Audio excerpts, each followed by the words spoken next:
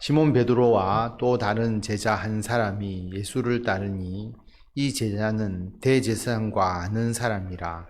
예수와 함께 대제사장의 집들에 들어가고 베드로는 문 밖에 서 있는지라. 대제사장을 아는 그 다른 제자가 나가서 문 지키는 여자에게 말하여 베드로를 데리고 들어오니, 가룟 유다의 그 밀고로 인하여서 예수님께서 체포되셨죠. 그리고 안나스에게 먼저 신문을 받으시러 안나스에게로 끌려가는 내용까지 우리가 보았습니다.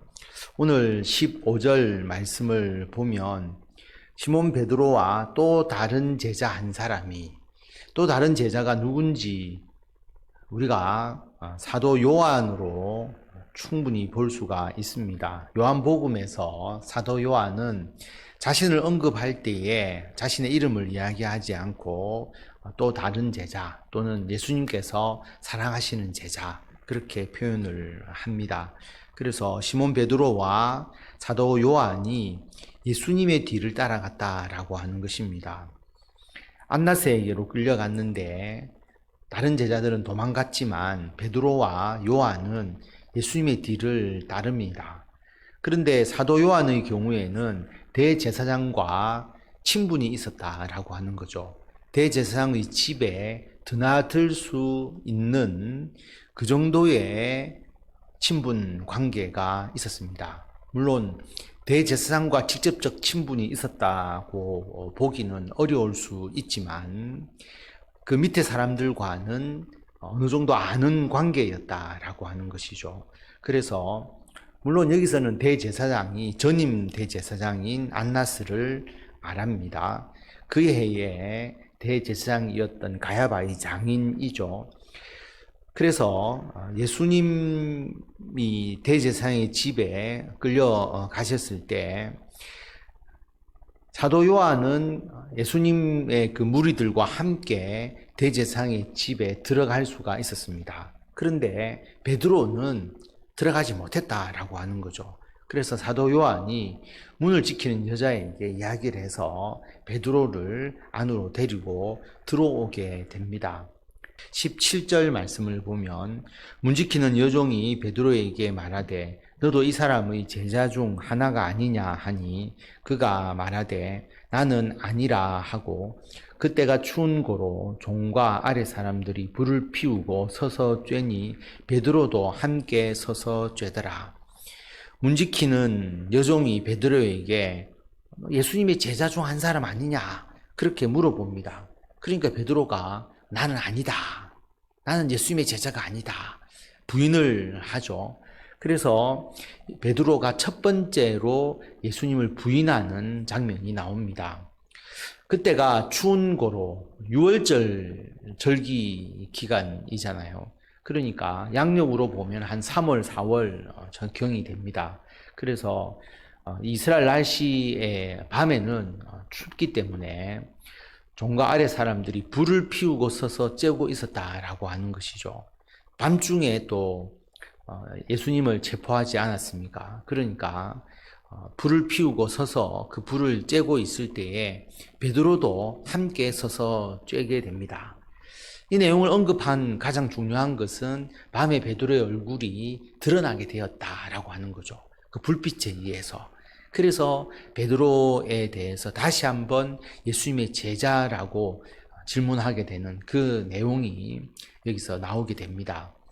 그래서 어떤 재판의 세부적인 모든 과정을 사도 요한이 다 언급한 게 아닙니다. 나중에 보시면 가야바에게 재판받는 내용은 거의 다 생략을 해버리죠. 완전히 생략이 됩니다.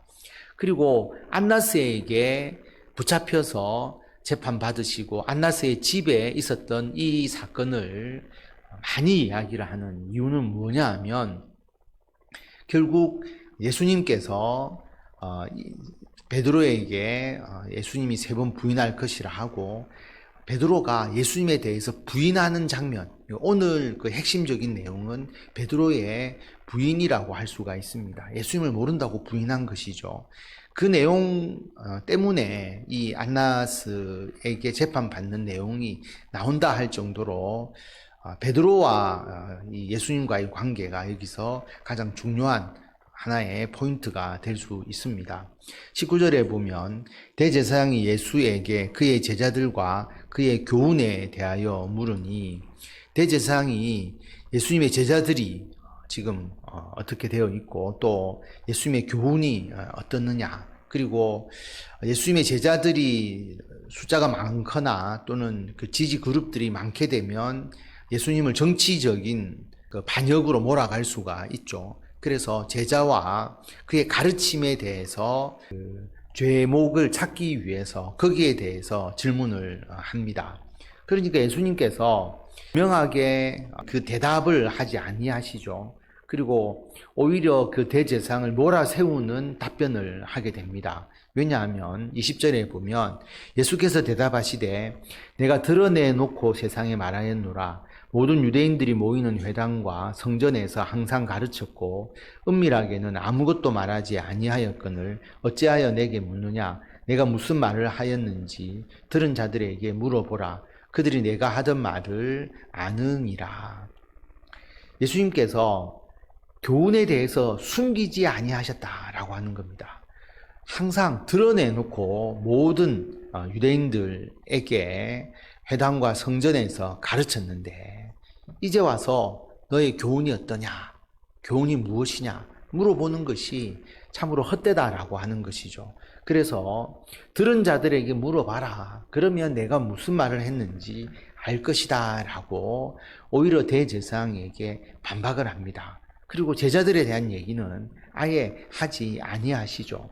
그러니까 22절에 보면 이 말씀을 하심에 곁에 섰던 아랫 사람 하나가 손으로 예수를 쳐 이르되 내가 대제사장에게 이같이 대답하느냐 하니, 대제사장의 권위를 입어서 아랫 사람이 마치 자기가 대제사장인 듯이 예수님을 손으로 때립니다.